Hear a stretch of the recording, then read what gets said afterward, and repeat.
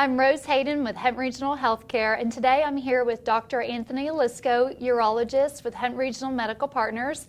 Doctor, thank you for joining me today. Always my pleasure, Rose. Thank you. And we're talking about low testosterone today. So first I need to ask, what is testosterone? So testosterone is a hormone that's produced in both men and women, but more so in men. And basically,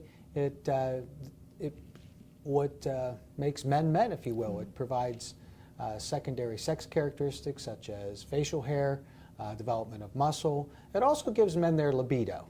And as we get older, it gives us our energy and tries to keep us young, if you will. Mm-hmm. So why do we lose testosterone then? So primarily testosterone is produced in two places. In the men, it's produced in the testicles and in the adrenal glands, which are small glands that sit above the kidney, but 90% of it is produced by our testicles. And as we get older, sometimes the testicles stop producing testosterone or don't produce enough. Okay. How do you check for low testosterone? That's a good question. So when somebody comes to my office and they want checked for testosterone, they say, "Doc, I want checked." I'm like, "Okay, fine." So testosterone in our body, it is not really the same level the entire time from morning till night. It actually goes up and down. So the best way to check testosterone, and you really need two levels, usually in the morning. And it's a simple blood test, and we like to do it 2 mornings in a row or within a week to see what the levels actually are. Okay. So you said somebody might come to your office. What are the symptoms for low testosterone in men and maybe women? Sure. So I get a lot of patients come in, they say, "Doc, I'm tired, I'm fatigued, I'm not thinking clearly, I've lost my libido or sex drive. It just isn't what it was."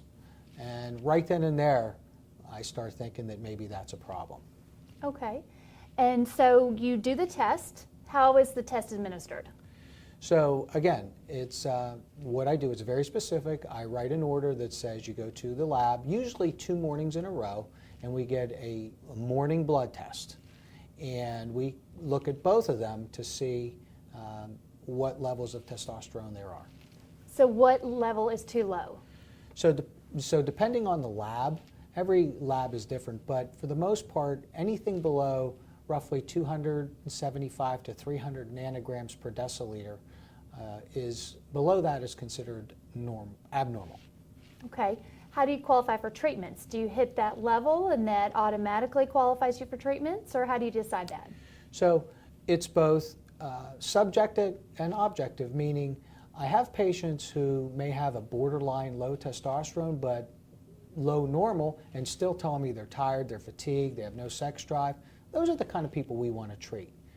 But basically, if your testosterone is below 300 nanograms per deciliter on 2 tests, that qualifies you for treatment. And what are the treatments? Okay. The treatments are exogenous testosterone, and they come in about 3 or 4 different types.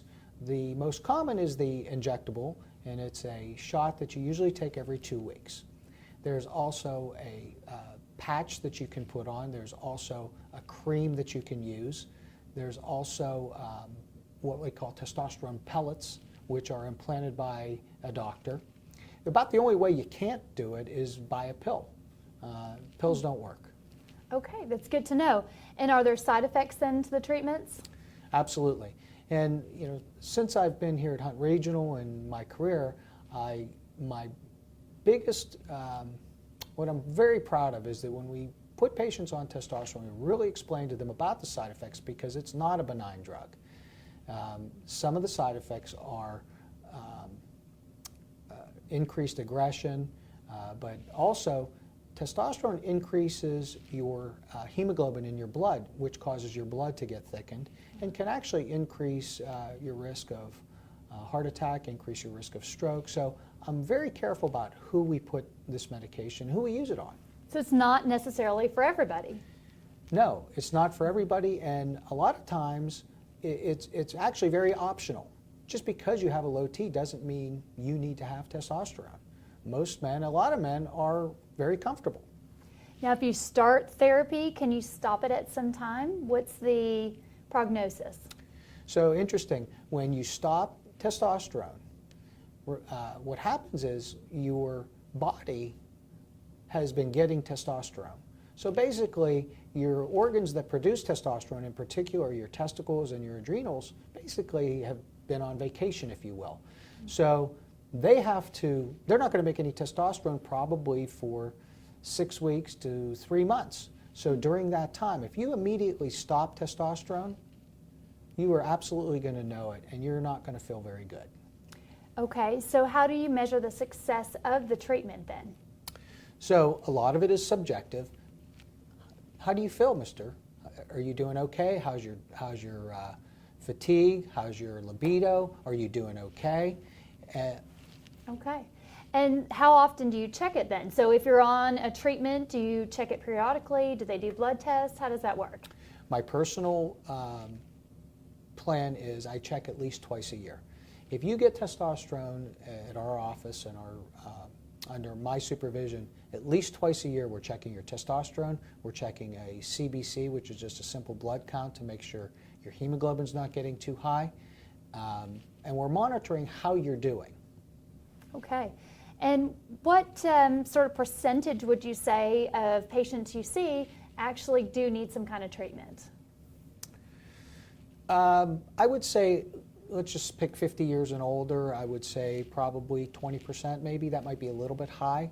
I think, coming to the urologist, first of all, for men in general, just getting them to admit to that they're having a problem is daunting. Once they've admitted to it, generally speaking, they're a little bit more comfortable talking about it. Okay. And are there natural ways to raise your testosterone? Yes. Hit the gym. Okay. So a lot of it has to do with our weight and being overweight.